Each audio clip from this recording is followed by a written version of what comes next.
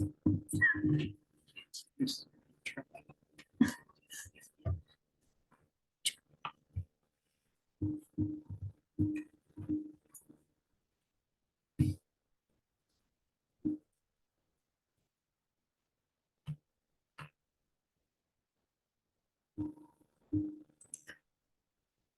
evening.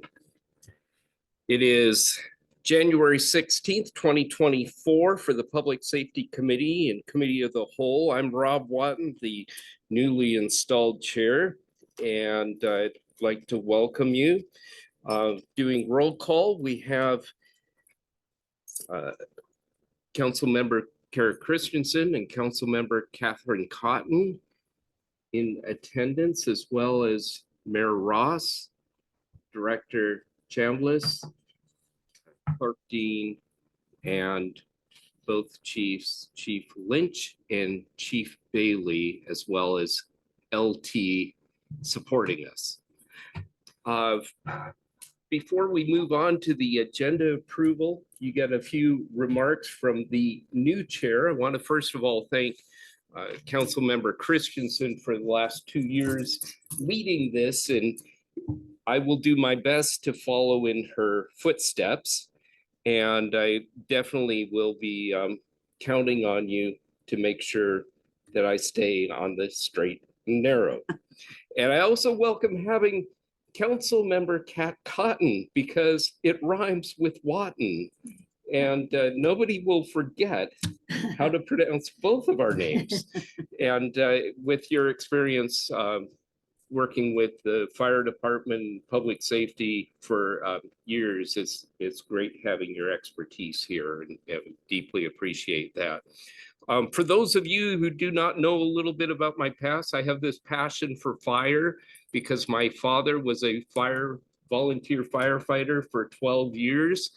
I appreciate the fact that we have an independent fire department, and we have a number of volunteers, including Council Member Cotton, that makes things happen in the city and keeps us one of the safest cities around. So with that, and then of course my other passion is for the police. So I'm very much appreciate having the opportunity to continue in that role here. So with that, I'm going to ask for my council members on the approval of the agenda. So moved. Second. And seconded. Is there any changes, modifications, additions?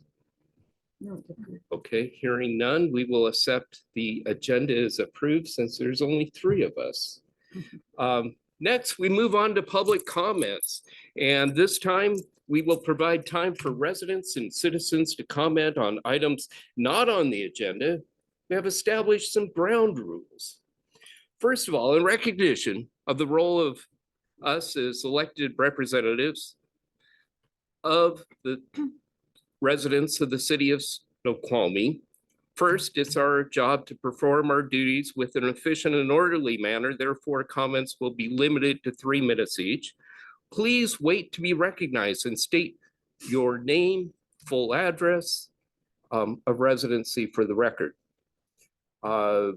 Direct your comments to the council or this committee as a whole and not individual members. Please note that this is not a time to ask questions of the council, mayor, or staff, or to engage in debate. The council will quietly and respectfully listen to your concerns. Public comments during this portion of the meeting shall be limited to topics concerning current, future, or requested city projects, actions, programs, plans, and regulations. Comments not pertaining to these subject matters are not germane and may result in your comments being suspended. And last, please respect the decorum of these proceedings, as all due respect will be afforded to you. So with that in mind, would anyone like to speak to any concerns that is not on the agenda tonight? And if you're on the phone, and press 9 to raise your hand to speak. Raising your hand signals the meeting moderator that you have a comment. And then press *6 to mute and unmute. I'm going to also add one other thing. We allow public comment in person, and preference is going to go to the people that are in this room. In addition to that, those that are online, we need to fully acknowledge your real name and your real identity and where you live. And we will give you all the same privileges for people online as people who are present. And with that, we have public comment in the room. Come on up.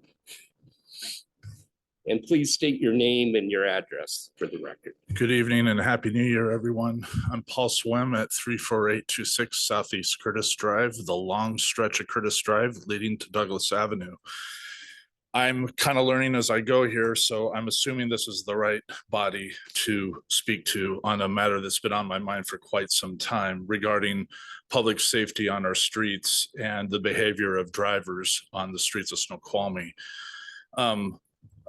If it's under the purview of this body, I would very much implore you in your consideration of your priorities this year to give a holistic analysis to street safety, officer, and to whether that involves some sort of messaging for the residents or consideration for systems or design features to address some of the traffic craziness, frankly, that I see coming down my street. I'm tired of waving my arms and jumping around, and my neighbors lovingly refer to me as a foghorn because I'm telling folks to slow down. It's a school zone in front of my house during the appropriate hours for when the elementary school is letting out next to the YMCA. Otherwise, I believe it's a 30-mile-an-hour zone, and there's vehicles going at 50 miles an hour down that street. And it's an ongoing concern. It's a conversation at barbecues in the summer. And I would like to challenge you, if you aren't taking measures already, to consider addressing some of the dangerous situations that I've seen in my neighborhood. Perhaps there's other accounts as well. Thank you kindly. Thank you, Paul. Paul, would you mind making sure that Chief Lynch has your contact information, so if there needs to be follow-up, we can do that? Absolutely. Thank you. Thank you. Clerk Dean, my computer has decided to restart, so I've lost everything in front of me. So please help me if there's anybody online that would like to speak. You have one person online who has her hand raised. Okay. Can you verify who they are? Okay. All right. Are they on the Zoom call or are they on the phone, I guess? They're on Zoom. On Zoom. Okay. Would you mind allowing them? It looks like she's unmuted. She's been unmuted, so she's Okay. Heather Palmerini. Heather? Hi, yes, hear me? Yes, we can. Thank you. Oh, hi. Thank you. Hi, yes, my name is Heather Palmerini Geib. I'm a resident on the Ridge. I live at 7610 Raven Ave Southeast. I do have a few concerns I would like the committee to take into account in 2024. I also am concerned about the safety of the community while walking and driving. I frequently walk my 2 Siberian Huskies, and I can assure you I'm pretty hard to miss, yet I've had several close encounters with cars, and I'm truly disturbed by this. I'm curious if in your budget, or if there is some way that you can assess. Now, I only walk on the Ridge, so I can't speak for the other parts of Snoqualmie, but I do truly love the lit up crosswalks in downtown Snoqualmie. And I'm wondering if you can possibly consider looking into adding some of those in certain parts of the neighborhood where visibility might be poor. For example, on Douglas, when you're driving up Douglas towards the school, I believe I'm not sure what, Kinsey, it might be Douglas and Kinsey. Now, cars are allowed to be parked on Douglas, yet past Stellar, there is a crosswalk. That's pretty dangerous with cars allowed to be parked there, even though there is a sign indicating pedestrians might be crossing. That is just one example I can think of that might benefit from a lit up crosswalk during the night. I'll be honest with you in that I have now started walking my 2 huskies on Silent Creek Trail at night to avoid any sort of encounter with dogs. That's the point of frustration I'm at. So I would like something like that to be considered. Another thing, I do have an email drafted to Chief Lynch in regards to safety issues with dogs being off leash. I would like better signage around the parks and the community indicating to residents that dogs are not allowed off leash and such. So those are my safety concerns. I can assure you others feel the same way. I've talked to lots of people in the community, and I'm just happy to serve as a voice tonight. And that's all I have to say. Excellent. Thank you, Heather, and thank you for providing your address so that we can do some follow-up if need Yeah. be. Yes, and I do have a draft ready to send to Chief Lynch. We've communicated before via city email. Yes, thank you so much. Thank you. Thank you. Are there any other callers? Okay, that is it, and give me a moment. I will find my laptop. Like, I swear, every time we're in council, it decides it's going to restart. Doesn't do it at home. What's that? It's got to be logged into the city network That's and it. they push out updates every Tuesday. So All right, bear with me for a moment.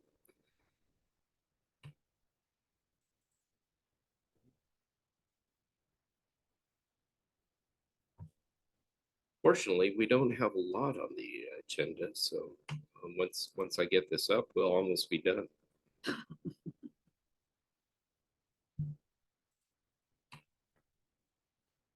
All right.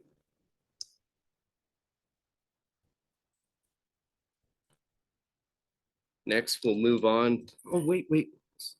Public comment is now closed. Then we can move on. We'll move on to the Public Safety Committee meeting minutes from January 2nd. It was just Councilmember Benson and myself and Councilmember Christensen There wasn't much were happening. present here. It was a very short meeting. Are there, let's see, I need a motion to approve the minutes as presented. So make a motion. Second. It's been moved and seconded. Any additions, corrections to the minutes as presented? Hearing none, we'll accept the meeting minutes from January 2nd, 2024 as approved. Get back to this here. All right. With that, are there any agenda bills that I'm not aware of? There are none. Okay. We'll move on to the discussion.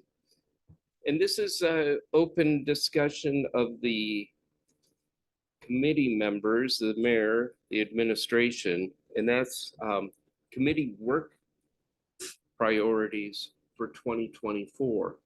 We've heard from a couple residents on something that may be something that we'll add to that list as well. We deeply appreciate it when citizens come to share their concerns, and this is the best way to get the ball rolling. But I'm kind of curious from my two counterparts on the committee of things that you'd like to see in the work plan. Whether it's tonight, we can add it later, if you think about it later. But I always like a process that's open and that's everybody has an opportunity to participate in. It's just kind of the way I tend to roll. So I'm going to start with former chair Christensen. Oh, you're just calling on us then? I'm going to call on you just so that everybody gets an opportunity to say, hey, everything's cool, or, we'd like to do this. And it's not my idea, it's our idea. Well, in terms of actually council work, I think it's important to stay responsive to what's being brought up by the community. Some of my ongoing priorities, just making sure that the city is continuing to move forward, is just making sure that we're fully staffed for police and fire, and making sure that we are, and I know that the chiefs are both working on this, making sure that we have the plans in place to ensure adequate staffing in the future. Obviously there's always going to be concerns about burnout, low morale, things like that, to the extent that we're having to rely on overtime and mandatory overtime. Once we're fully staffed, I'm sure that the chief's working on this too. I would like to see additional speed enforcement and things of that nature, especially in school zones, and we've chatted about that as well. And then just, once we have folks in there and settled and working on community outreach and stuff like that, but I have no doubt that he's working on it now. I want to keep an eye on overdoses and fentanyl crisis. I know that we haven't seen a ton of that here to date, but it's all around our borders at all times, and I No, I it's just want to here. make sure It's here. doesn't talk about this weekend. It's in our schools. I also want to keep an eye on Echo Glen as we move forward, making sure that the ongoing meetings that are supposed to be happening are happening.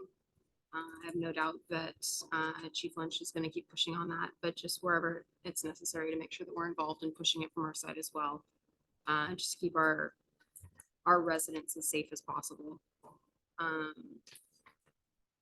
There's some, I guess for fire, the things that I had noted were, I would like to keep an eye on making sure that we're being responsive to climate change and increased risks of wildland fire here. Talk more about moving forward with the potential of a brush truck to help tackle those, and something that's a little bit smaller and more nimble to be able to be responsive. I'd also like, and the city administrator maybe work on this as well, but making sure that we have somebody in fire keeping an eye on new builds and plans like that, and making sure that they're keeping it as safe as possible. Also weigh in from the police department, especially as we're looking forward to looking at potential for a low-income housing building, especially we're gonna have a lot of folks come in. We want to make sure it's as safe as possible, and that's considered at the outset of design to prevent issues down the road. Very nice. Thank you. You get an A for That was awesome. coming up with a very, very complete list of things.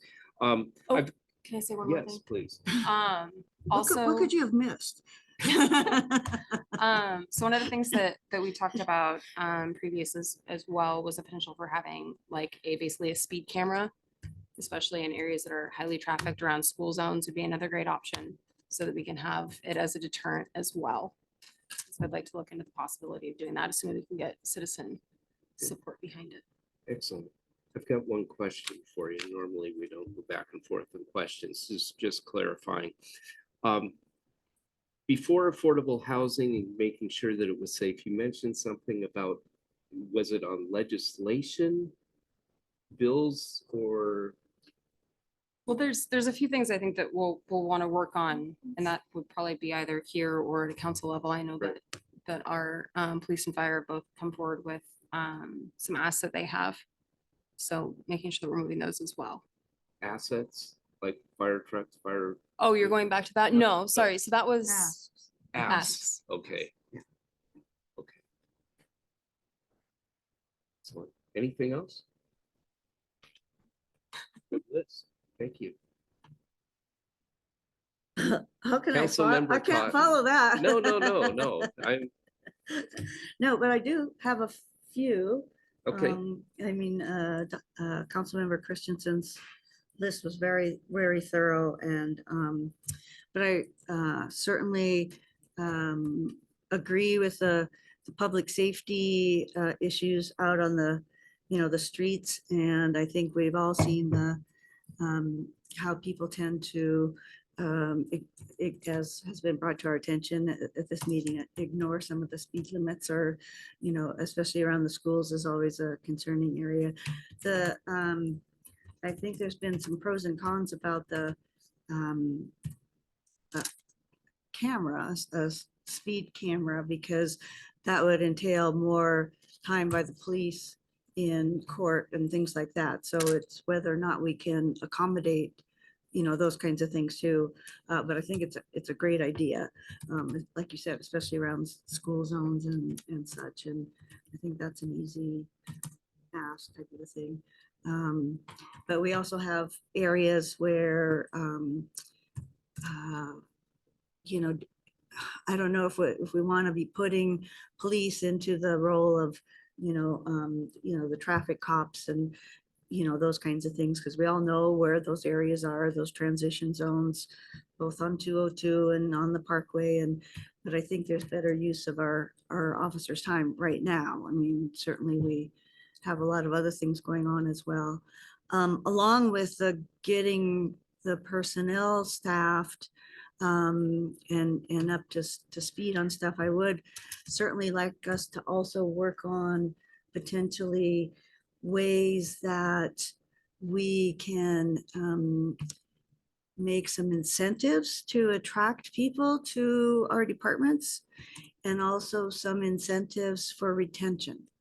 And, as far as keeping them here, I know that's what we all want. And unfortunately, it's not necessarily an affordable place for them to live and work. But if things can get better with that, or at least make it worthwhile for doing the commutes that they're all doing, I would sure like to see that continue. Also, with the retention, keeping them, things that obviously we have contracts coming up in the next few years for public safety personnel. And, we got to keep up with, other departments, at least get a little closer. I mean, when you have cost of living increases that are like, we're giving 3% and other agencies are giving 10%, who can compete with that? So we've got to, make some steps to, close that gap so we can keep our people, and also maybe see some either seniority type of incentives as, years are accumulated, or levels of training where there's incentive for, you've gotten this ranking, or got trained in this, and whether it turns out to be a monetary incentive, if it's something to do, if there's other types of incentives that we can probe the personnel and see what makes what kind of fires their passion, and that kind of thing. I think that's definitely worthwhile. So I definitely like us to pursue that and get a handle on things. And like you had mentioned at one meeting about, kind of keeping tabs on the overtime that's been happening and stuff like that. So we can, before things reach a critical level, I guess I would say, we need to stay on top of that. And so we can, plug the dike or stop the hemorrhage of personnel from our public safety department. So the other points you brought up, excellent, as far as the Echo Glen and just all those things that are so important to the community around here. I know I'll think of more things. I'll let you know later.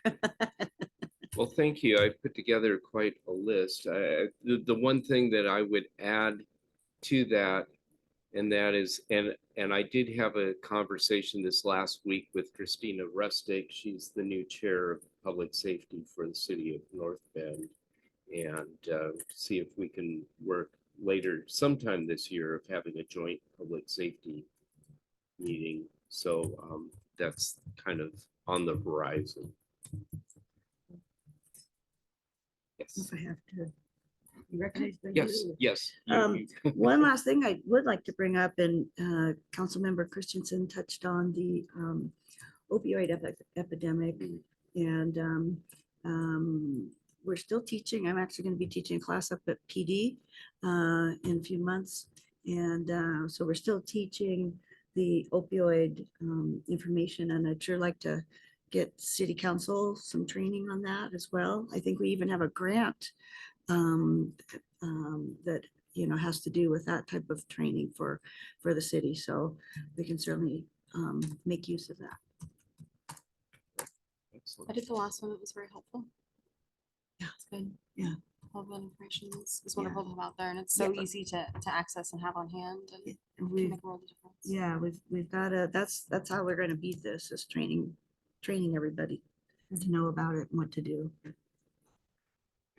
Excellent. I'm going to call on the two chiefs.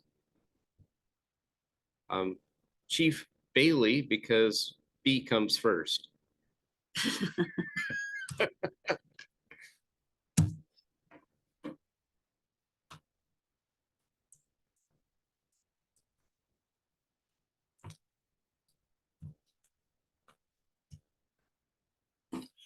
Good evening.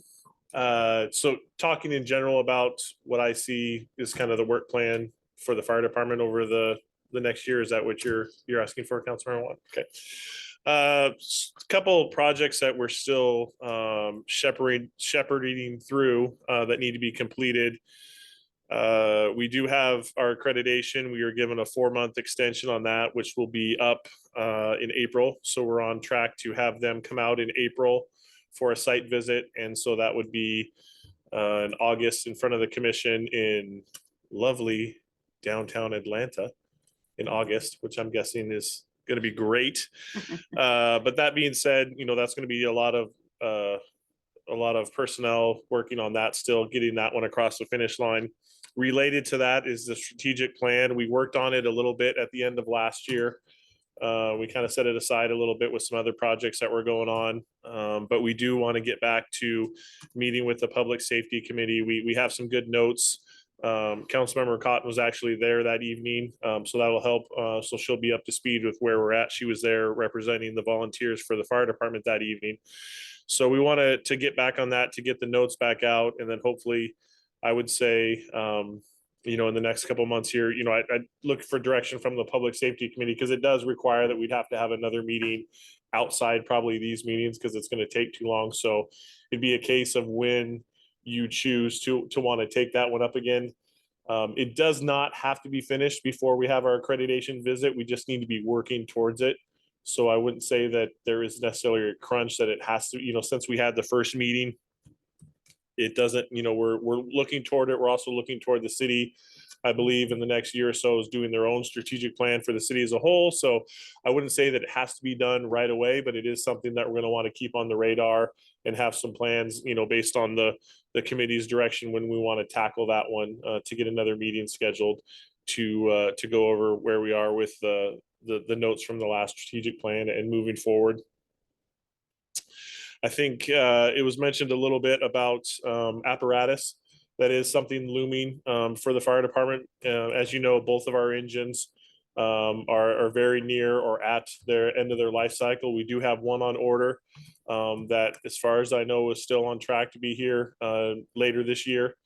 There's still a lot of slowdowns, and you know, the salesmen tell you one thing, but we're still on track to having that one come. But that only replaces one of the vehicles. We do have the other one that is our first down rig right now. That is, I want to say it's 120,000 miles.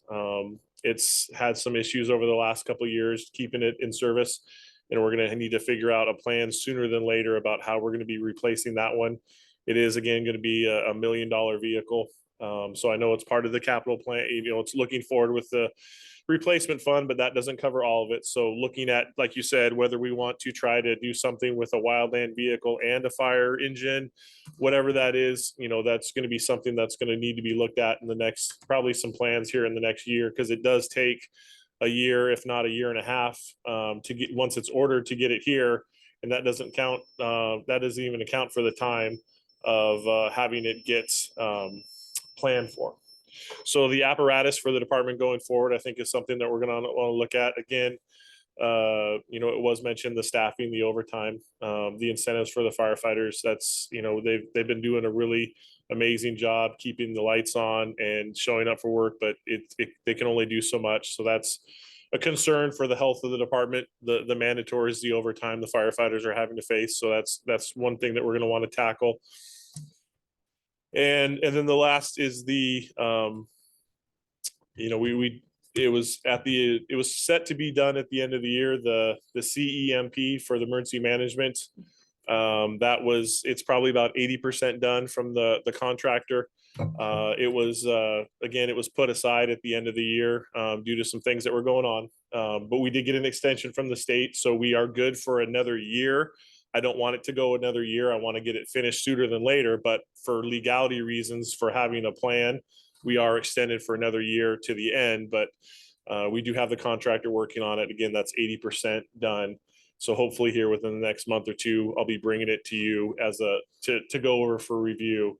And I mean, there's not a whole lot of changes per se from the last one, but it is something that we're going to want to look at. That's going to have to go and be approved by council down the road. So those are the things that we kind of have, from the fire department standpoint, kind of ahead of us here in the next year to work on as a council, as opposed to the normal agenda bills and things that come across.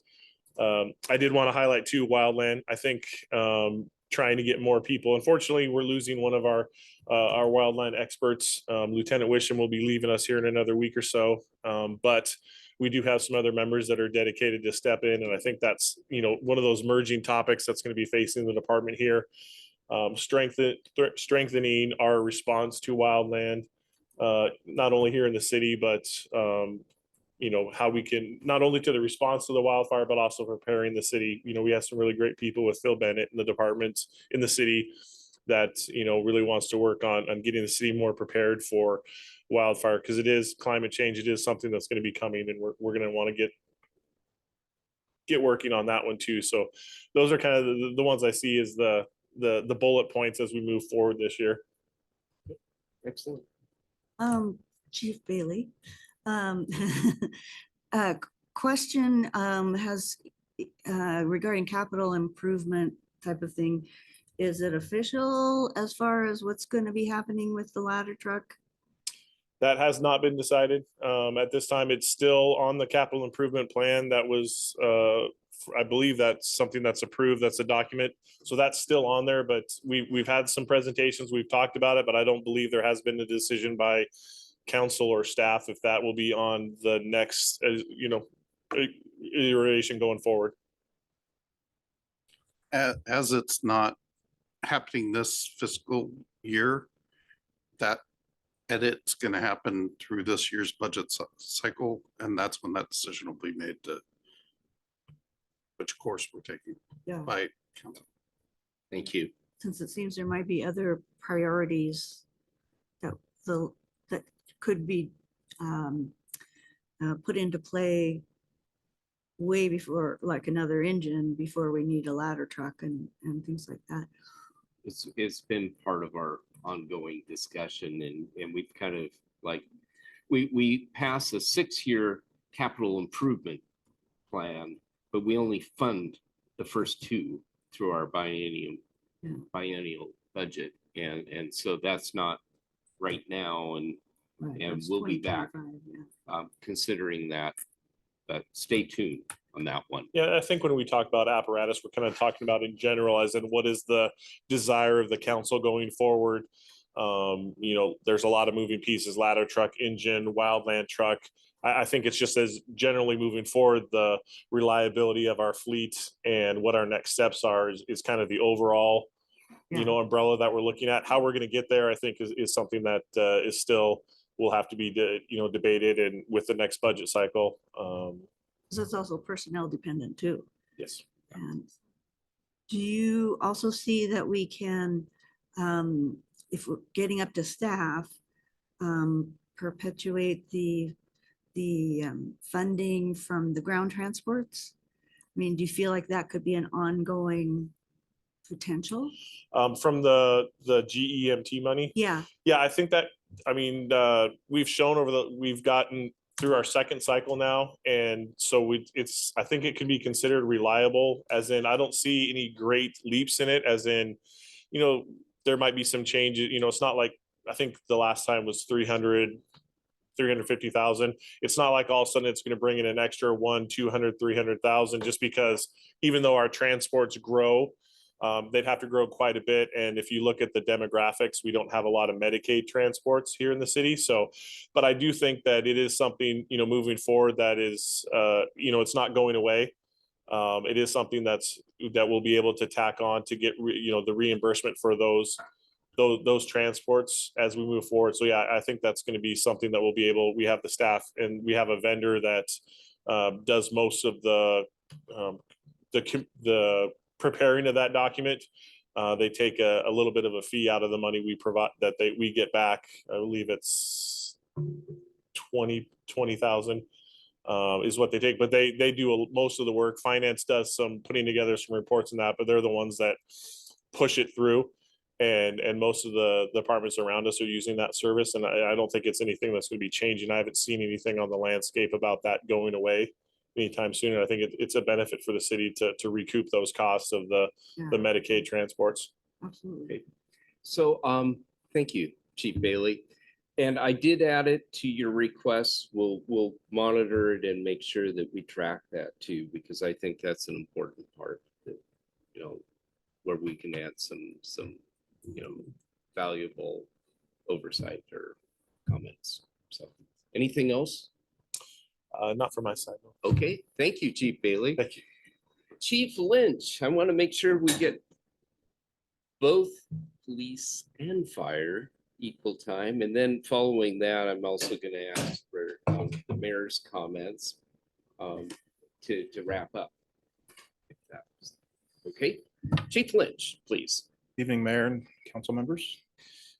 So 2024 is probably one of the most important years for the Snoqualmie Police Department.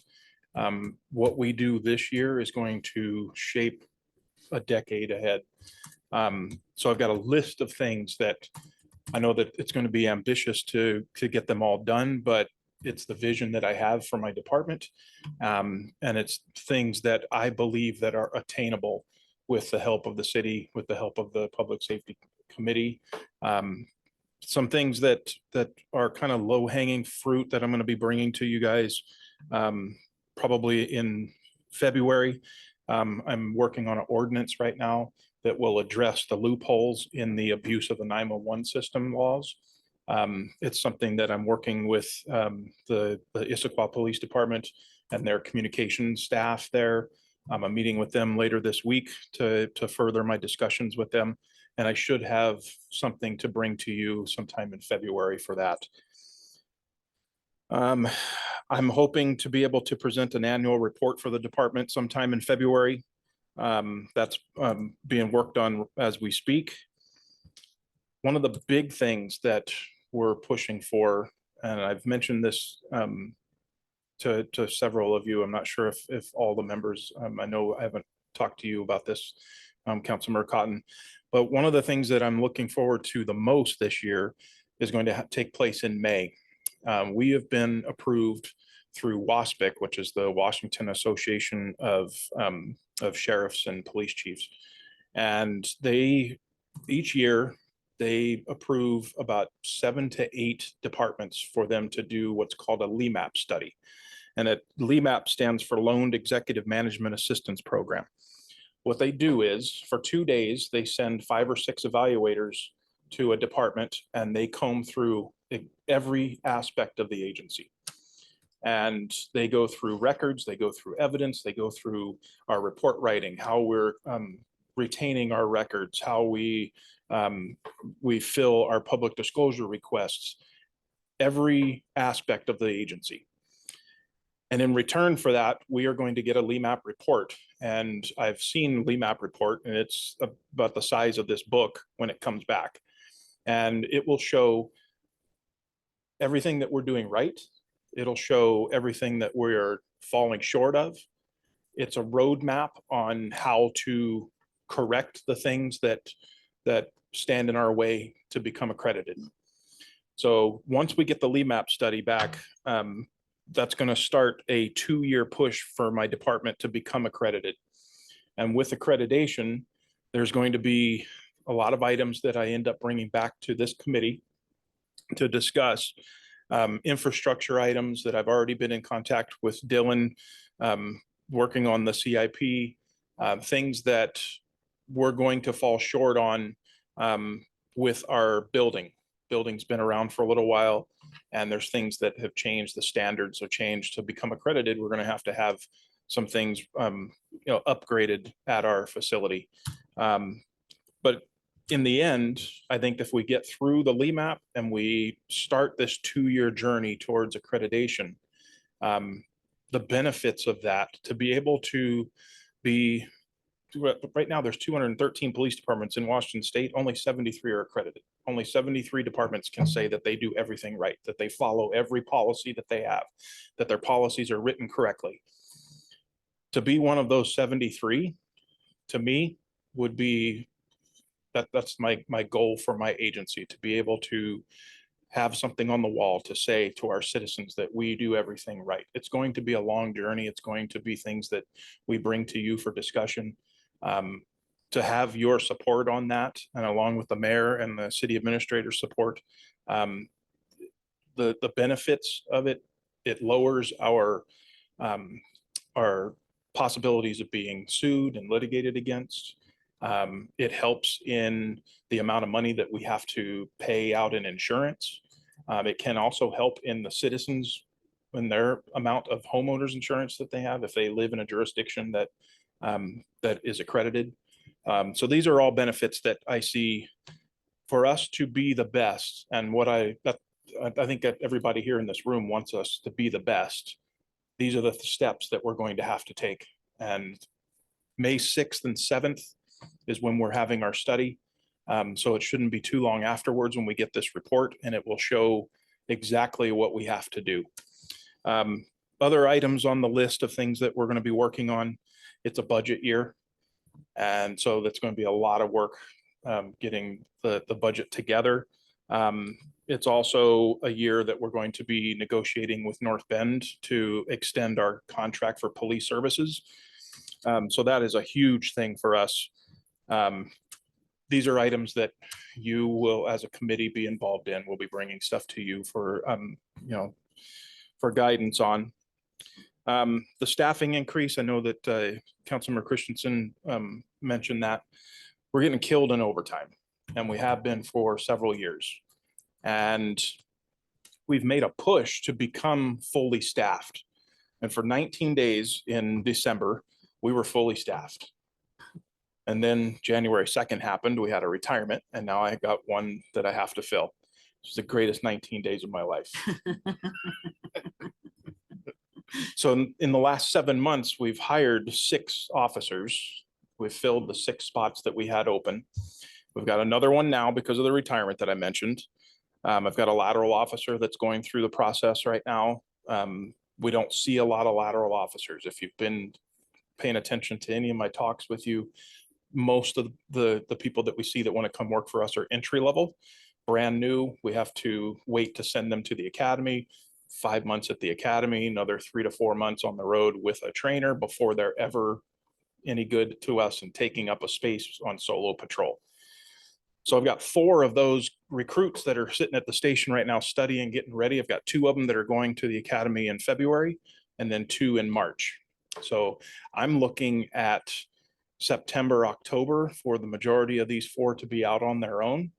And we're going to start seeing a huge reduction in the mandatory overtime, the 12-hour shifts that we've been asking our people to do for several years now. That's one of the things that for mental wellness, we've got guys that are making mistakes that usually wouldn't, because they're working so much, they're working overtime, they're signed up for 12-hour mandatory shifts here and there. It needs to improve. And one of the things to do that is during this budget season, I'm going to really be pushing and a big advocate to add additional full-time employee spots. Right now, we have enough that as long as everybody's at work, nobody's sick, nobody's injured, nobody's on vacation, we would be good if we were fully deployable. Right now, we've got 7 spots that were not deployable right now. I've got one that is on light duty from an injury. I've got one maternity leave, the 4 sitting there studying to go.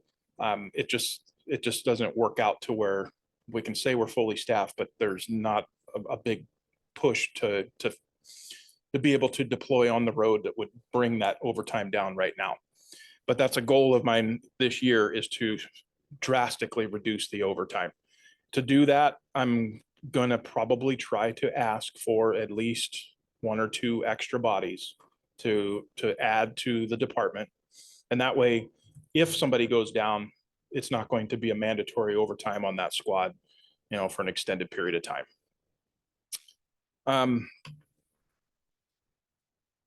I've got some ideas also, some things that we're early on with looking into.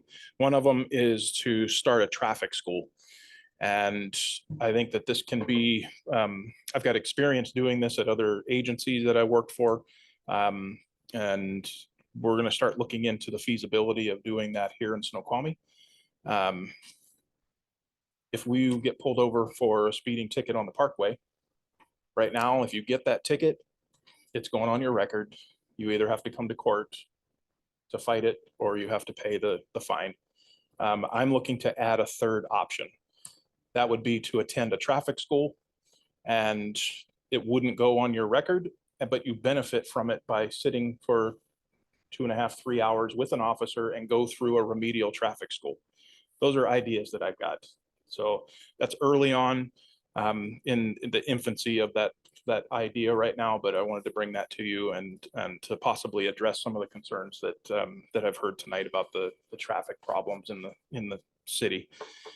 And also, I'm not sure if the person that wanted to talk about the dogs off the leash, that's something that I had no idea was an actual issue on the ridge, but I'll be contacting our department public information officer. We're going to start putting some Facebook posts out and some social media posts out to try to bring awareness a little bit to that issue. Echo Glen meetings, I just confirmed while we were sitting here that we are yet to have a January meeting even set with the Echo Glen superintendent. So I will be reaching out to them and finding out when we can expect one of our monthly meetings that we said we wanted to start. So I am all for the joint public safety committee meetings. I think that would be a great idea. So I'm glad that you brought that up, Councilmember Watton.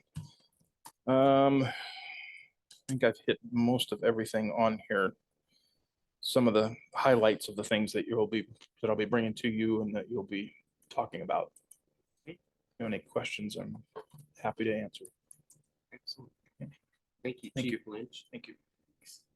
I met with both chiefs earlier today, and they advised me that my meeting needs to end in 45 minutes.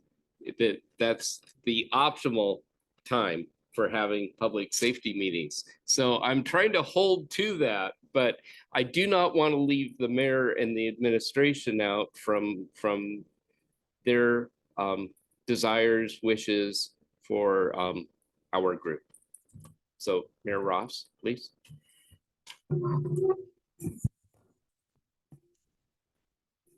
I think everything has pretty much been covered. Each of the chiefs actually have a work plan that they will be working towards the set goals this year. And so they've kind of covered everything that was on there.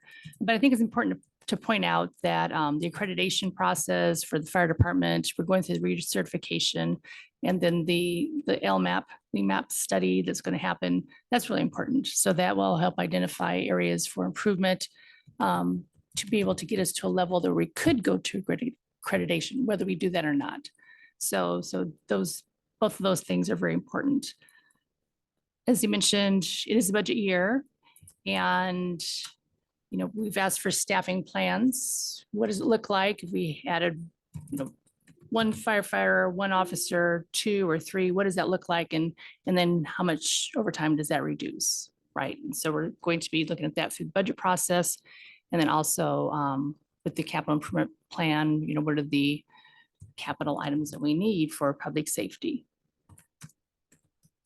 And one of the things that they plan to do is the Emergency Operations Center. We start a practice most likely, I believe next couple months. And let's see, that's, the other negotiations going on, as you mentioned, North Bend contract.